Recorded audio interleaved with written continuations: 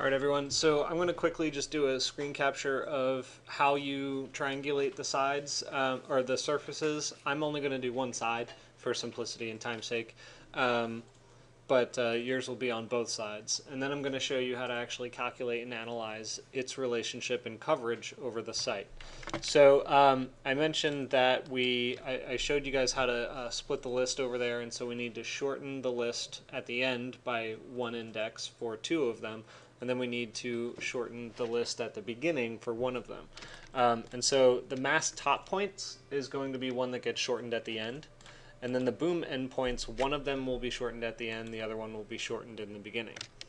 So I'll start with the Mast top points. The easiest path forward that I see for this sort of thing is to go under Set and List and use Split List. The reason I use split list is because it's index based, and I only use it not only, but I predominantly in this kind of a condition will use this because it's just one item I have to remove from either the beginning or the end of that particular list. So my index is always going to be either 0 or 1 less than the length of the list itself.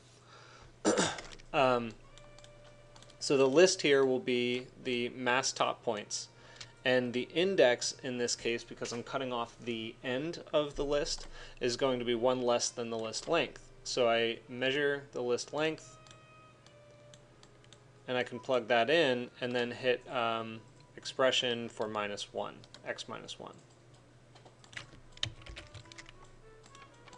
And so if you hover over the outputs, you should see 10 items in A and 1 item in B, because there are 11 items in this list.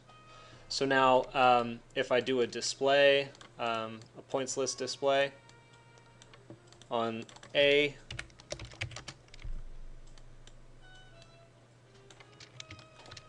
you'll see that it, oh, it looks like I'm going that way. Okay, you'll see that it starts here at 0 and it goes all the way up to 9 right here at the end. So my last Mast endpoint is just going to stop right there.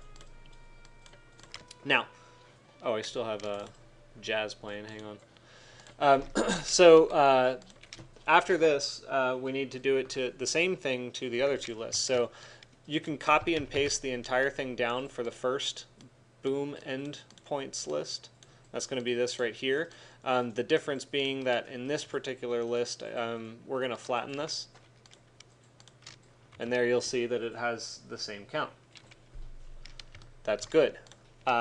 So then we do the next one slightly differently. All we need is the split and take the expression off.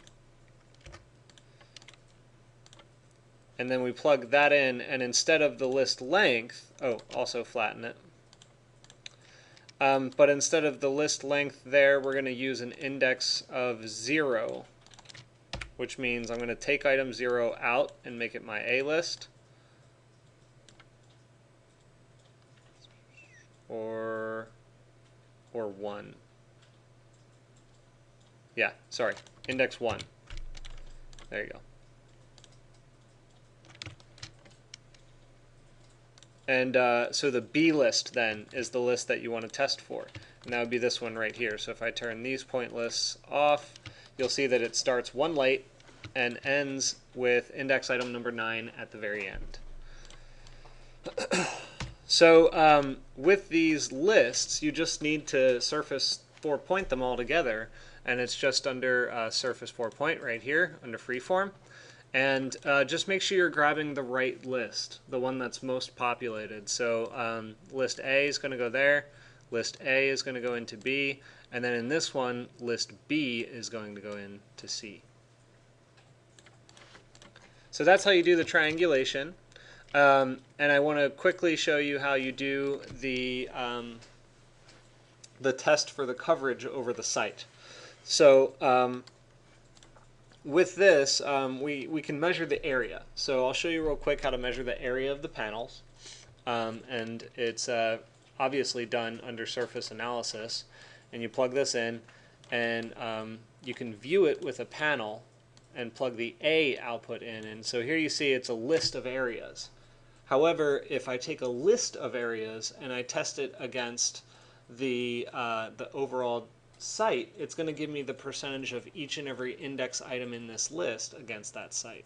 So I have to do what's called a mass addition. And it's under math and it's under operators. You do mass addition here. So mass addition is going to take all of those numbers, compile them, and give you one numerical output. And I think I did show you guys this before, but it was only once and it was a while back. So this is 820 square feet. And I know that my target here is 3,500 square feet, so this thing is definitely going to have to grow. So to do the test, we have to reference the surface in. So reference the rectangle in as a surface. Let me see if it just lets me. No. Hang on. Curve. And set one curve. That one.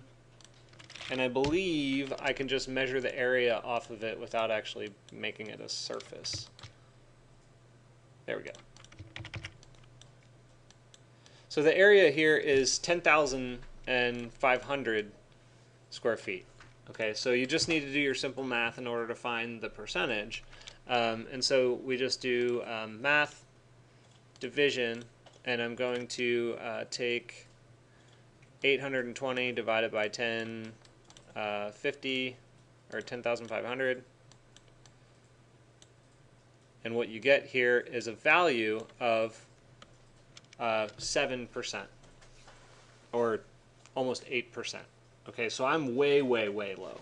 And so the cool thing about this whole definition now is I can start working with my numbers in order to generate something that's going to be more appropriate. So if that's too low, then I can increase the depth of my arms. This one was the rotational value. But if I change maybe my maximum to, say, 30 feet, which is incredibly large, but it's something we could work with, then it goes up to 13.6. And so I have other options. I can kind of snake the thing back and forth. I can play around with the curve. I can resize, relength, rotate, do all these other things in order to try and meet what my requirement is. Okay? Any questions? All right, I have one other cool tool that I want to show you, and it's a conditional tool. And so it's going to allow you to test against whether or not this meets a certain criteria, and it'll show you in a graphic way. So if you go to, let's see, set tree, is it under tree or sequence? Or list? List, dispatch. Yeah. All right, so dispatch. So what this is going to do, it'll dispatch the item in a list into two target lists. So basically what we want to do with this is we want it to filter our list into A or B depending on a certain condition that we've defined as P. And it's a true or false thing. So and the goal here is in order to render it a certain color. So if I go to params and input and I use a color swatch in combination with mesh colors under mesh and primitive mesh colors, I can plug in the color swatch and the mesh. So this is one option and this is the other option. So I'm going to make A true, B false. So if it's true, that means it's good. So I'm going to change that hue to be green for good. And then this one will be red for bad.